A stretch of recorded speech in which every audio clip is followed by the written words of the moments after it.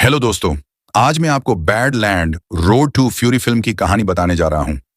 Film की शुरुआत में हम एक बड़ा सूखा और बंजर इलाका देखते हैं।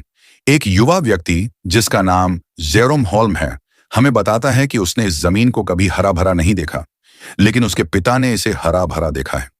कई साल पहले यह जगह कई किसानों का घर थी जो यहाँ गेहूं और अनाज उगाते थे, लेकिन जब सूखा पड़ा तो इस जमीन पर एक भी पौधा नहीं उग सका।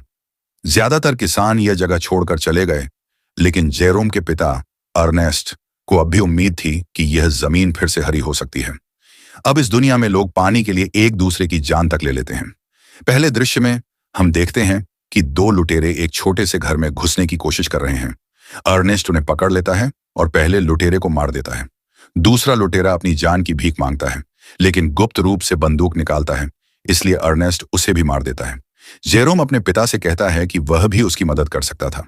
जिस घर में लुटेरे घुसने की कोशिश कर रहे थे वहां एक पुराना पानी का पंप है जो अर्नेस्ट के इस्तेमाल के समय रुक जाता है।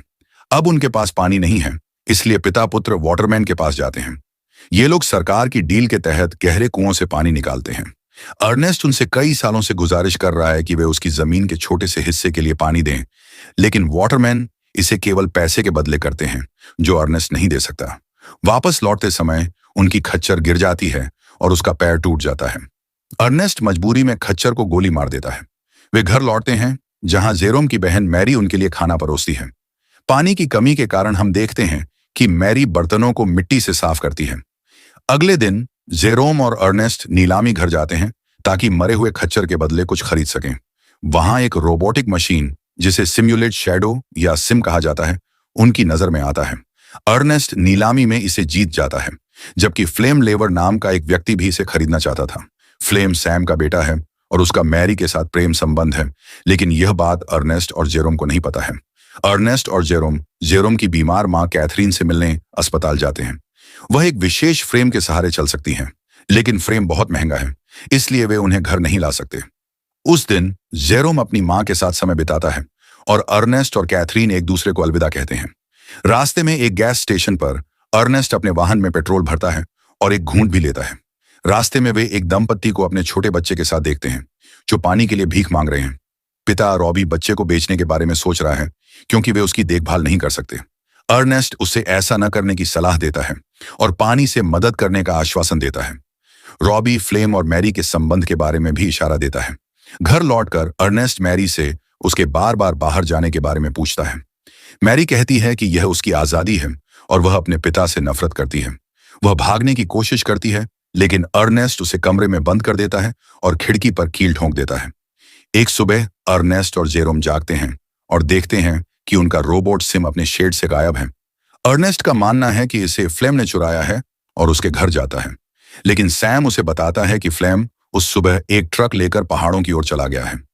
अर्नेस्ट उसे खोजने के लिए वाटरमैन के पास जाता है, लेकिन वे उसे बेहोश कर देते हैं। रात हो चुकी थी।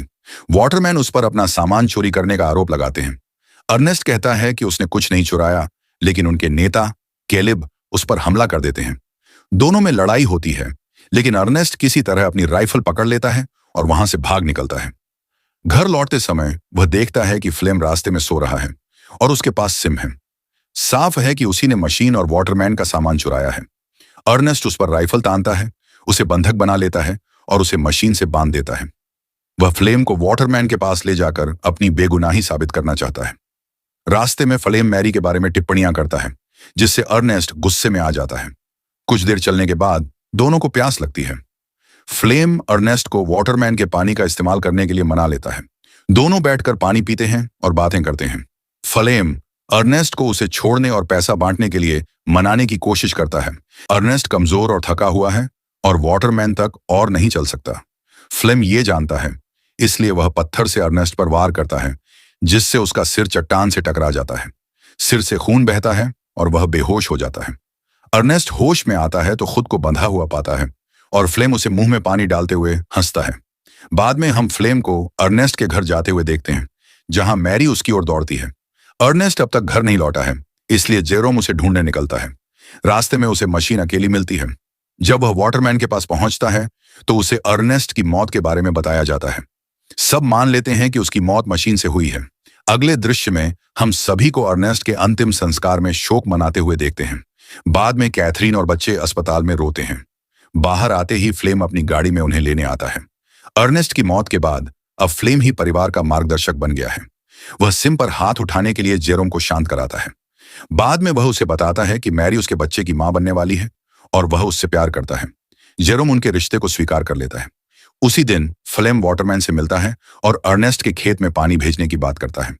केलिब इस पर हंसता है, लेकिन जब फ्लेम उस पर अर्नेस्ट की मौत का आरोप लगाता है और उसके नाम की छुरी दिखाता है तो डर कर केलिब खेत में पानी पहुंचाने के लिए तैयार हो जाता है। खेत में पानी आने से सभी खुश हो जाते हैं। फ्लेम दिन रात मेहनत करता है और कुछ महीनों में गेहूं उगाता है। फ्लेम और मैरी की शादी हो जाती है और अब वे जेरोम के साथ अर्नेस्ट के घर में रहते हैं। एक दिन उसका पिता सैम कुछ बैंक के लोगों के साथ घर आता है और अर्नेस्ट के कर्ज की वजह से जमीन को हड़पने की धमकी देता है। कर्ज इतना ज्यादा है कि फ्लेम इसे चुका नहीं सकता, तो वह मशीन लेकर अपने दोस्त रॉबी के पास जाता है। वह जानता है कि रॉबी अपने बच्चे को बेचने की सोच रहा है, इसलिए वह उसे अपने साथ आने के लिए मनाता है ताकि देख सके कि बच्चे का कितना मूल्य है।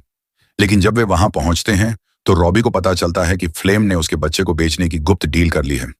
लोग बच्चे को ले जाने की कोशिश करते हैं। रॉबी इसका विरोध करता है और फ्लेम उसे गोली मार देता है। इससे डीलरों और फ्लेम में गोलीबारी होती है और फ्लेम पैसों के साथ भाग निकलता है।